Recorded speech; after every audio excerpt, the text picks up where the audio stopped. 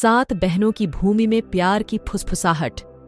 पूर्वोत्तर भारत की रहस्यमयी भूमि के मध्य में, जहां हरे भरे जंगल, झरने और लहराती पहाड़ियां एक सुरम्य कैनवास को चित्रित करती हैं, वहां एक प्रेम कहानी पनपी जो पीढ़ियों तक गूंजती रहेगी। ये कहानी हमें मेघालय राज्य के मावलिनोंग गांव में ले जाती है, जिसे बादलों का निवास कहा जाता है। मावलिनोंग की पन्ना हरियाली के बीच लियाना, एक युवा खासी महिला जिसके आबनूस बाल थे जो झरने की तरह गिर रहे थे, अपने परिवार के सुपारी के बागान की देखभाल करती थी। उसकी आंखें चेस्टनट के रंग में एक चमक थी जो उसके चारों ओर घूमती पहाड़ियों के सार को कैद कर लेती थी। एक मनहूस सुबह, जब वह तेज उंगलियों से पान के पत्ते तोड़ रही थी, उसकी नजर एक युवक से मिली। उसका नाम अर्जुन था, जो असम का एक यात्री था जो मेघालय की सुंदरता का पता लगाने के लिए आया था। उसकी गहरी आंखें घने जंगलों के रहस्यों को प्रतिबिंबित करती थीं और उसकी आवाज बहती हुई धाराओं की तरह गूंजती थी।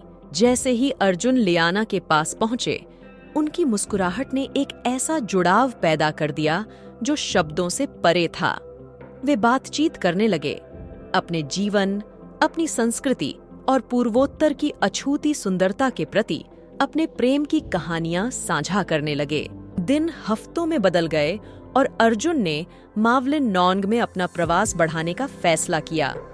उन्होंने और लियाना ने मिलकर मेघालय के छिपे हुए रत्नों की खोज की।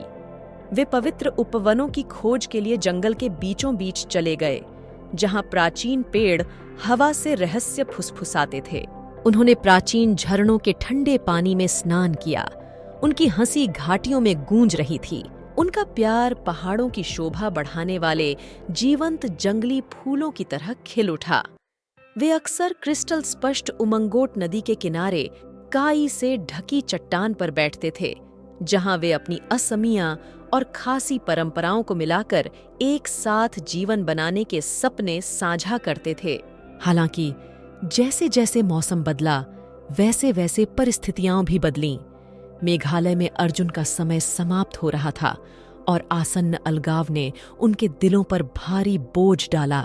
एक शाम, तारों से जगमगाते आकाश के नीचे, अर्जुन ने लियाना का हाथ पकड़ लिया और दृढ़ता से बोला, मैं तुम्हें छोड़ना बर्दाश्त नहीं कर सकता। लियाना, मैं चाहता हूं कि हम साथ रहें, चाहे कितनी भी चुनौतियां हों। लियाना ने सिर हिलाया। उसकी आंखें बिना रुके आंसुओं से झिलमिला रही थीं। लेकिन हमारे परिवार, हमारी परंपराएं। अर्जुन ने धीरे से अपने आंसू पोंछे और कहा, प्यार किसी भी विभाजन को पाट सकता है मेरे प्रिय। आइए एक दूसरे से वादा करें कि हम एक रास्ता ढूंढ लेंगे। और इसलिए उन्होंने बाधाओं का मुकाबला करने की गंभीर प्रतिज्ञा की, अपने दिलों और अपने जीवन को एकजुट करने का दृढ़ संकल्प किया। अर्जुन असम लौट आए और लियाना ने अपने परिवार के सुपारी बागान की देखभाल जारी रखी।